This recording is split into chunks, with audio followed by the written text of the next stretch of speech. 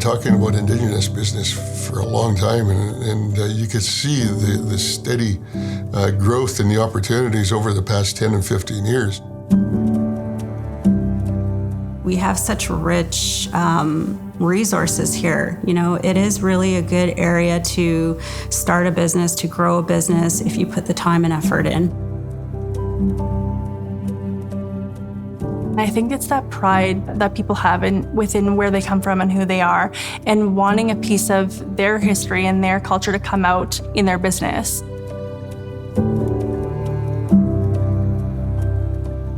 My name's Robin Villebrun, and I'm an Athabasca Chippewa First Nation, and I own and operate Medika North. My grandpa trapped for a living and hauled wood, and he lived at the trap line for, 4 to 6 months out of the year, and basically provided for my grandma and I. She was raised too by my grandparents, so she always helped with them, and she was taught to work hard, and nothing in life is free. I always was interested in creating a financially independent life for myself, but I was also very interested in the health field as well. So I kind of just brought the two together with some passion, some technical knowledge, and some business, and then that's kind of how Medika was created. I have a huge passion for Indigenous health, advocating on patients' behalf or clients' behalf, and trying to kind of see like the whole holistic model of nursing care. It's like we say on our Chief and Council, expect everything. What you think can't happen will happen.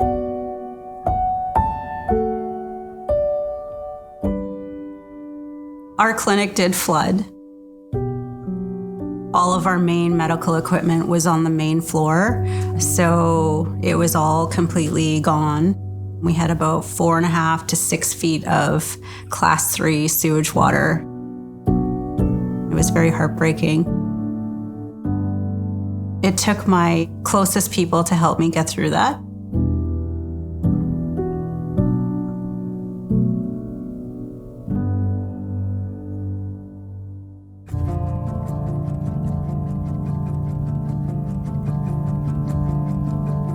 It takes a lot of effort. I have 2 children. My daughter's 15 and my son is 7. And I'm, a single parent. My children were coming to work with me. My son pretends he's answering the phones sometimes. It's usually a calculator to the ear. My daughter was stamping forms, but it was long hours. This is our traditional land and territory, and this is where our ancestors were, and this is where she has her company, and this is where she's raising her children, and perhaps one day her grandchildren, so invested into the community as well. It's a lot of hard work done by that girl, and I am so proud of her, and I'm certain that her parents are as well. I'm very, very grateful and happy that I did this. I couldn't imagine not doing this. If someone asked me, what would you be doing if you didn't do this? I'd be like, I'd be doing this.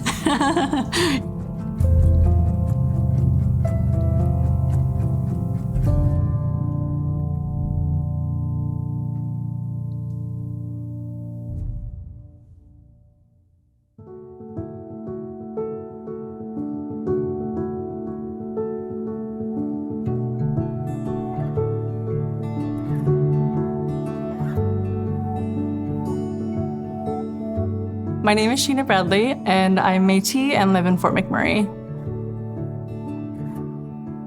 I was really outgoing as a kid and energetic and really liked to make people laugh and make people happy.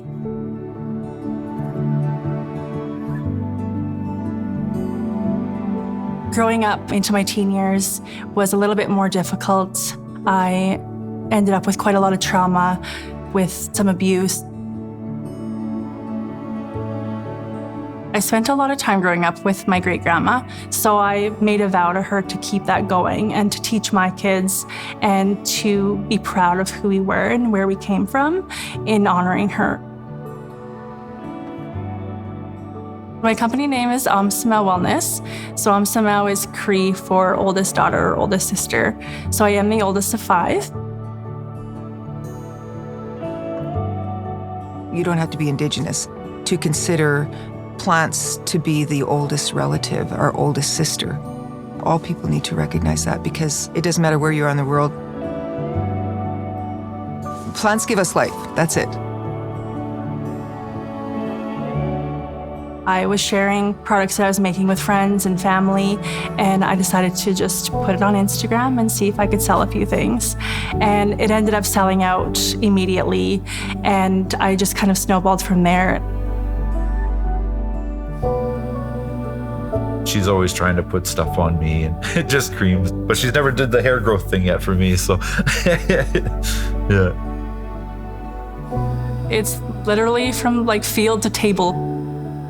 My family and I are on the land gathering, bringing it home, and then we're making the products. So whether that's like a bath blend or a skin oil or a tea, it's all made with us, with other botanicals, either locally harvested or organic products.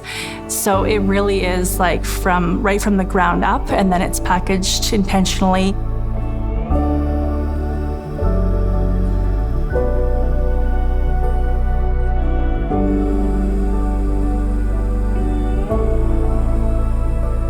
They'll have the oils macerating on the shelves for some time, and it's like a mixing scientist program, basically. And then putting everything into bottles. It's a really nice process. It's also helping heal my trauma. Just knowing that what I've been through and the trauma that I have overcome is now helping other people. So if I can help them in a little way, I'm really grateful for that. Like, I pinch myself because I can't believe that this is the life that I've created and that I get to do this every day.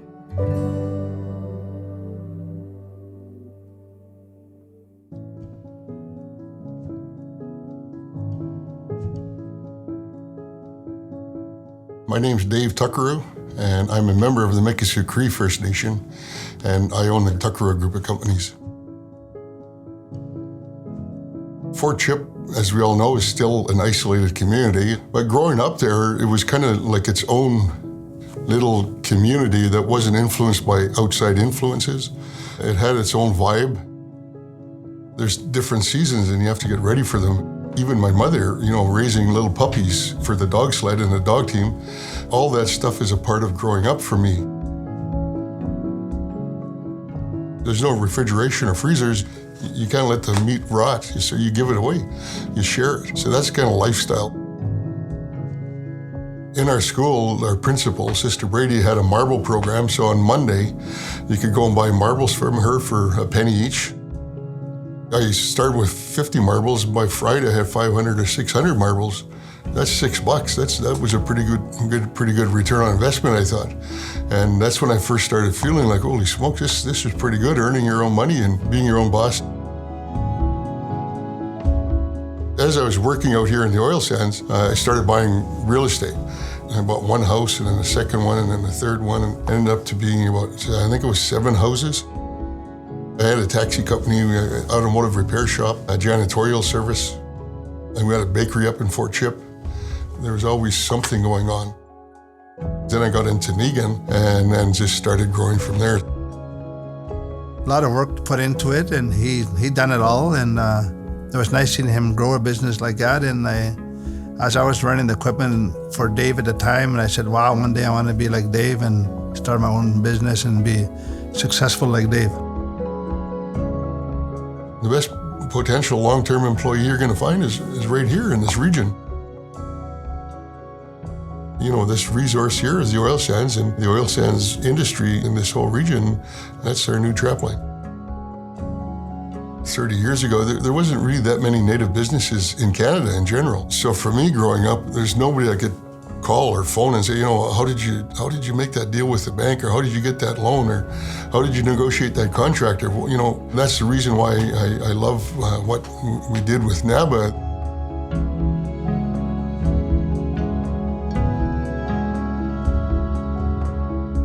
It's empowering for other people in our youth to see those business owners, and not only in the oil sands, but in wellness and in health, succeeding and helping others as well.